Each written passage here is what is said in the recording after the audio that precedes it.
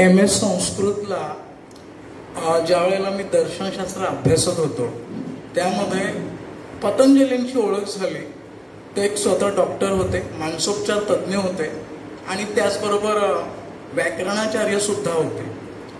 तर त्यांनी एक असं मांडलेलं आहे की एखादा आजार बरा होत नसेल तर त्यावेळेला तुम्ही मनाकडे जास्त लक्ष दिलं पाहिजे आणि त्यासाठी त्यांनी ध्यानाचा प्रयोग सांगितला. आणि त्या ध्यानासाठी आपल्या मुळाक्षर जे आहेत त्यातलं कुठचंही अक्षर घेऊन किंवा एखादं नाम घेऊन श्वासाबरोबर त्याचा अभ्यास करायला सांगितला. आता ही गोष्ट मला म्हणजे लहानपणापासून ज्या परंपरेमध्ये मी वाढलो. गाडगे बाबा ज्या ठिकाणी पंढरपूरला त्यांचं अंधश्रद्धा निर्मूलनाचं काम करायचे तिथे नामानंदांच्या आश्रमामध्ये मठ येतो, तिथे लिंगायत मठ, आणि तिथे त्यांचं खूप चालायचं. तर तिथे पण बऱ्याच वेळेला ते ऐकलं होतं नामस्मरणाचं. आणि मला त्यावेळेला प्रश्न पडला जेव्हा अभ्यासात असताना हे काय आहे नेमकं. तर एक लहानपणीचा अनुभव सांगावा असं वाटतं, पण त्याच्या मागचं मला विज्ञान अजून कळलं नाही. मी लगेच आटपतोय माझं. लहानपणी ज्या वेळेला तिसरीला असताना माझ्या स्वतःच्या मस्तीमुळे गरम पाण्याने मी 80% भाजलो. लोकांनी आशा सोडून दिली, डॉक्टरांनी सगळे म्हणजे म्हणाले की वडिलांना आई वडिलांना धीर दिला की नाही आम्ही बघतो काय आहे ते, आणि लोक म्हणायचे हा काहीच जगणार नाही. बेडवर पडल्या पडल्या मी जेव्हा औषधं घेऊन मला त्रास जाणवायचा, सणसणायचं वगैरे, विठ्ठल विठ्ठल म्हणायचो आणि मी त्यामध्ये हरवून जायचो स्वतःला.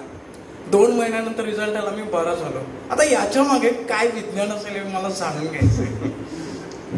सगळ्या प्रश्नांची उत्तरे इथे असली तर मला एखाद दुसरं नोबेल प्राइज नक्की मिळालं. अंधश्रद्धा निर्मूलन समितीचा मी कार्यकर्ता आहे.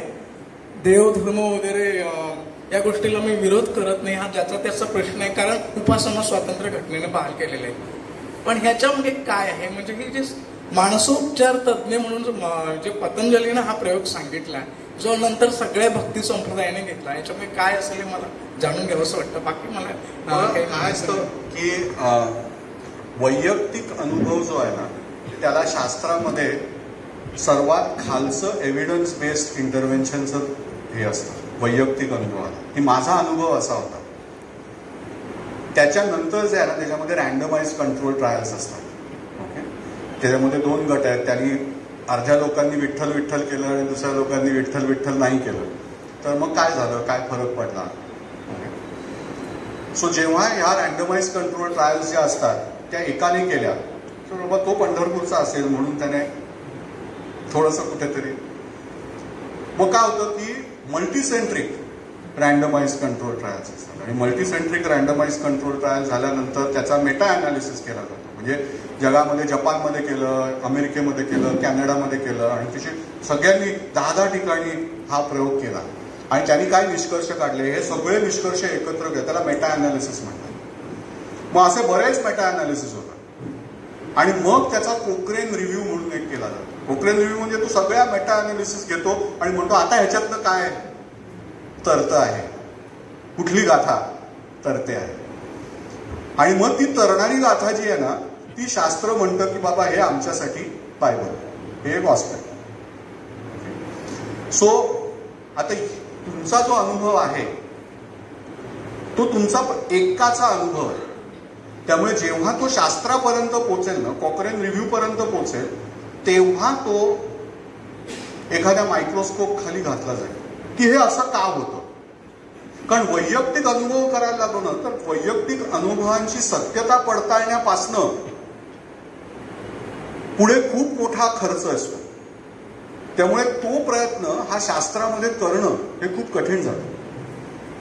पण मी विठ्ठल या गोष्टीबद्दल बोलण्याबद्दल मी ऐकलेलं आहे आणि हे अशोक रानडे नावाचे एक संगीतज्ञ आणि मला वाटतं गणितज्ञ पण होते आणि ते सांगायचे की त्यांना खोकल्याचा त्रास व्हायचा आणि म्हणून त्यांना कुठच्या तरी एकाच गाणाऱ्याने सांगितलं की तुम्ही विठ्ठलाचं नाव घ्या.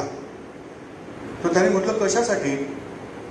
तर त्याने म्हटलं की विठ्ठल. ते मला असं नाही, विठ्ठल विठ्ठल विठ्ठल असं त्यांनी एका कार्यक्रमामध्ये सांगितलं होतं.